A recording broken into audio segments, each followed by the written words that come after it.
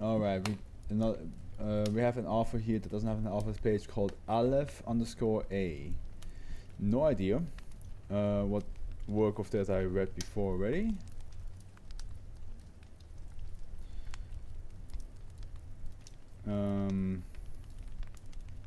But yeah, let's get into it. It's their SCP, their anomaly is called Progress. All right, here we go. Another kata. There was a bunch of katas today. Special containment procedures. The areas within a 2-kilometer radius surrounding instances of SCP-2168 are to be marked off as off limit to civilian access under the guise of governmental project to modernize the region. Personnel stationed in the surroundings of SCP-2168 instances should avoid approaching the aforementioned area unless directed otherwise by the research team.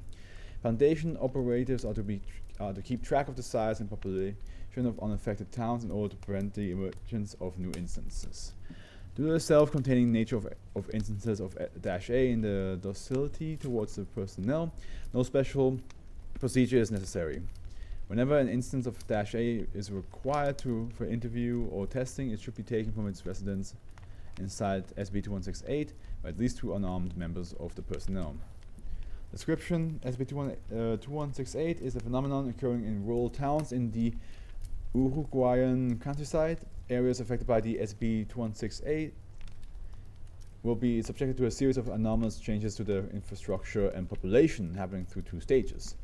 During Stage 1, populations living in areas under SCP-2168's effect will feel a gradual increasing urge to abandon their homes during a seemingly arbitrary period of time. The longest recorded time spent being 6 months and the shortest being 16 days. Once this period has passed, regardless of the number of inhabitants left in the area, human-built infrastructure and objects in the area will start to spontaneously collapse. At the same time, the remains will rearrange into a structure reminiscent of a skyscraper, always located in the geographical center of the affected town. Attempts to dismantle these structures have been unsuccessful. Humans who stayed in the area once the structure's construction starts will invariably go missing. The structure will continue growing in height until all surrounding buildings have been completely destroyed. At this point, the instance will enter into Stage 2, when several entities, the exact number being depending on the structure's size, start to appear inside the skyscraper. These beings, hereby designated -A, are sapient, pale, genetically identical humanoids of unspecific sex and gender. Instances of -A are extremely docile and display no threat to the personnel, complying with any order given. Observation in situ of -A has revealed that the entities follow a very strict daily routine, spending an average of 10 hours per day sitting near a desk, apparently prevalent in all known instance habitats, and performing seemingly meaningless tasks such as reading from blank sheets of papers, connecting and disconnecting USB devices, and pressing random buttons on a disconnected keyboard. Addendum 1, POY 2168 audio log. You lied to me, this is not audio. I will say when I started reading SCPs and I saw audio log and then I saw like a written down text, I was highly confused. I was like what? This is not audio. But then I understood it's supposed to, like, you know, it's supposed to be what the audio says, and we're supposed to, like, imagine like them like an audio log. But yeah, it's always like interesting to me. It was like, how is this audio? Interview POY 2168-5-7 Mr. Rodriguez. Date 3rd 6 1999. Interviewer Agent Sebastian Garcia. Interviewee Mr. Juan Rodriguez. Forward.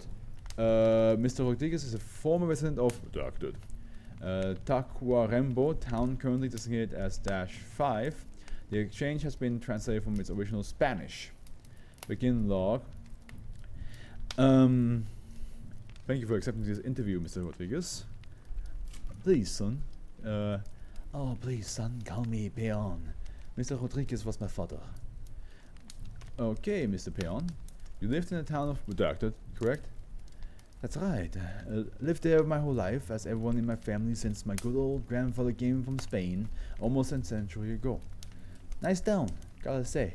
Small, quiet, far from all the city noise, you know.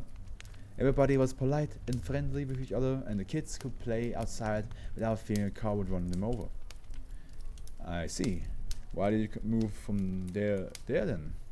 After 5 seconds of hesitation, you might find this unbelievable, young man. I have a pretty open mind, sir. Very well then. You look like a city boy, so you probably don't understand it, but the fields know. It's hard to explain, but how the wind blows, how the grass grows, and the animals always know when something is wrong. Interesting. What made you think something was wrong? Something wrong was happening? Everything, son, everything. The cows started to moo in the night all night long and stopped producing milk. The dogs were restless, jumping here and there, barking, crying. And the chickens, good God, the chickens, they started to climb onto things and jump over and over again until something breaks. And after all that, I myself started feeling uneasy there. Nausea, headaches, allergies. My gut started to tell me to get the hell out of there, and God forgive me, I did. I understand. Something else you wish to tell me about it? Well, there was this thing. Everything started when this man with the hat appeared. Polite but very weird. Smelled like smoke. Not good old tobacco, but like an exhaust pipe of an old car. Came, talked with the Capitan Suarez, invited him for a few shots, and then left. The Capitan always liked to talk with strangers, especially city dogs like this guy. No idea who he was, but he made my gut feel the same shit I felt before I moved.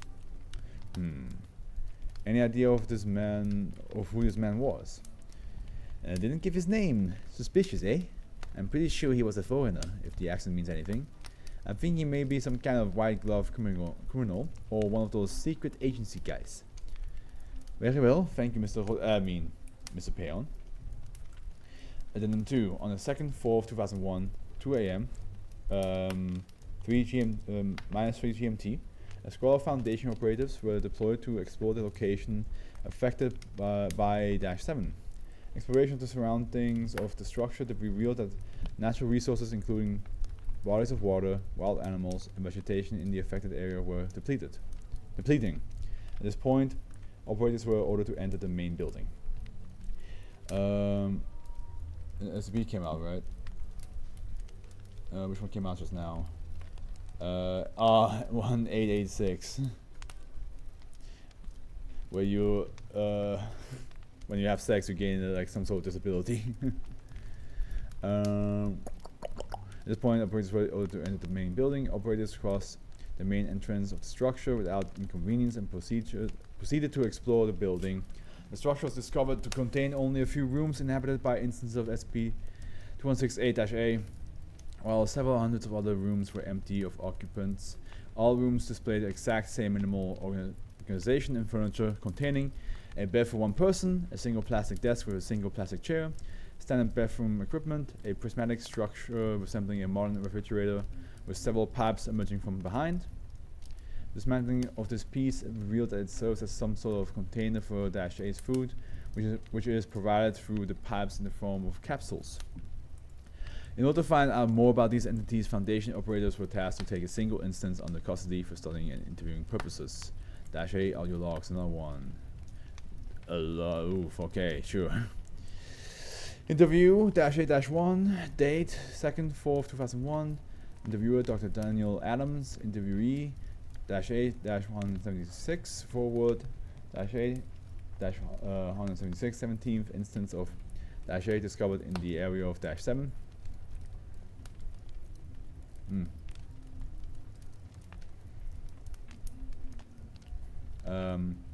I was taken to a nearby Foundation facility 2 kilometers west from the affected area. The entity displayed no resistance and followed willingly. Begin log. Good morning. Please state your name for the record. Huh? A name? I don't know. You don't have a name. Well, if by name you mean how people call me, I guess no. I don't have one. I see. Well then, Wait, sorry, but the director calls me, Peon. Is that fine with you? Because if it is not... Yes, it's alright. Well, Mr. Peon. My name is Dr. Adams. Nice to meet you. I would like you to answer some questions regarding your residence. My cubicle. There's not much to say, actually. I sleep there and eat there and work there. I live a simple and productive life. Right. Actually, we are more interested in hearing how you came into the skyscraper you live in. Skyscraper? Like those huge buildings? The ones that almost scrape the skies? Yes. You're saying you never knew where you were? I knew where I was. I was inside my cubicle, working, being productive. I wonder if my shift is about to start. Your job, yes. Could you please explain to me what it implies? Oh, of course. My job? I'm productive. I sit at my desk and think ways to be productive, more efficient. I check how much energy and food I consume and see how much can I reduce it. I see. How do you achieve this, may I ask? Oh, through a lot of ways, like eating less or using less electricity. Oh, and I thought of a very good one yesterday. Listen, ready? I sleep as few hours as possible so the bed never breaks. Am I smart or what? Okay, so he called himself Peon, which is the same name as the Spaniard guy. Interview-A-2, 6/5, 2001, interview with Dr. Adams, which is not the same. No, it's the same. Interviewee-A-176, which is that the same? Yeah, okay, it still goes on. Second record interview with -A-176. Dr. Adams was tasked to get as much information as possible about the supposed entity -A-176, designated as the director in the previous interview. Hello, Mr. Peon. How are you feeling today? Hi, Doctor. Very well, actually. The food tasted weird. Delicious, but weird. And the view you gave me is very nice, too. Thought it feels strange not having the director to talk to me with me. I'm glad. Now, as we were talking about this director, could you please tell me about them? The director? Sure. He's my friend. He's everyone's friend. He is the bond between the cubicles, between all the workers of the company. He's everywhere. He feeds us and keeps us safe, and we are productive in exchange. So he's in control of the skyscraper facilities? I guess so. I haven't seen anyone else until you appeared, but the director says there are other employees, so I can't tell for sure. I understand. How do you communicate with the director? He talks to me through the walls. Besides, he's everywhere, you know, looking after us, complimenting us when we do good work, punishing us when we do not. Punishing you? Yes, he does that from time to time. Cutting off food and water supplies, for example. He always says it is to compensate for what we have not produced. So I have no problem at all with it, really. I see. Do you know anything else about him? I don't know. He never said anything about himself. Mr. Peon, please, if you do know something, we'd be very grateful if you told us. Would you release me if I told you? I can make no promises. Depends entirely on when the medical test results are finished. I can though tell you that once they are done, we will return you to your cubicle. Okay. He once said it was the most important thing that the building has. Its root and a gardener and what feed it. I know no clue what he meant though. Oh goodness, I'm not supposed to talk about this. Thank you for your cooperation, Mr. Peon. Interview 3, 20th 2001, Dr. Daniel Adams, A-176. Interview requested by A-176. Request approved anonymously by the research team. Begin log. Dr. Adams, okay. Did you wish to talk to me, Mr. Peon? Yes, I demand to go home. Excuse me? Yeah, I've been here for too long. I have to go to work, so please let me go. Oh, don't worry about that. I'm sorry the testing is taking longer than we thought, but I can assure. Shut up, I'm tired of your lies. I have to go home. The director needs me, the company needs me, my coworkers need me. You say you didn't know your coworkers. That doesn't matter at all. I know they're out there and need me as much as I need them. We are a company, a family, a community. We need each other, and you are a bad person for not allowing me to be there with them. Dash A 176 becomes visibly distressed, covering its face with its hands while its body shakes erratically. Mr. Peon, yelling, highly agitated. He is calling me. He is right here, but so far away. The progress needs everyone. The progress needs everyone. The progress needs everyone. Dash A 176 jumps suddenly towards Dr. Adams and starts shaking by the shoulders. Get away! Security!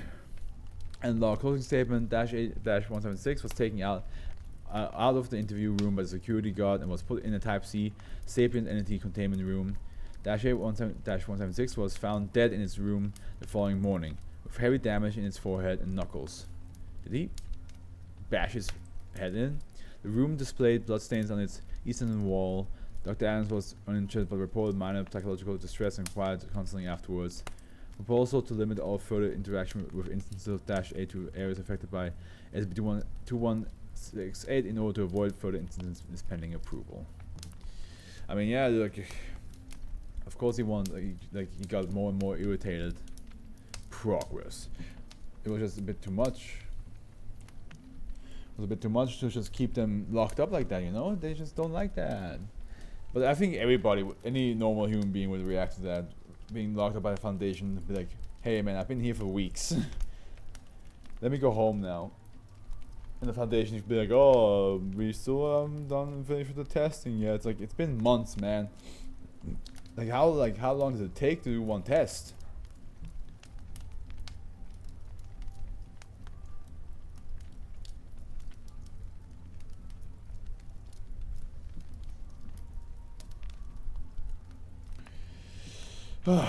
Okay, last one.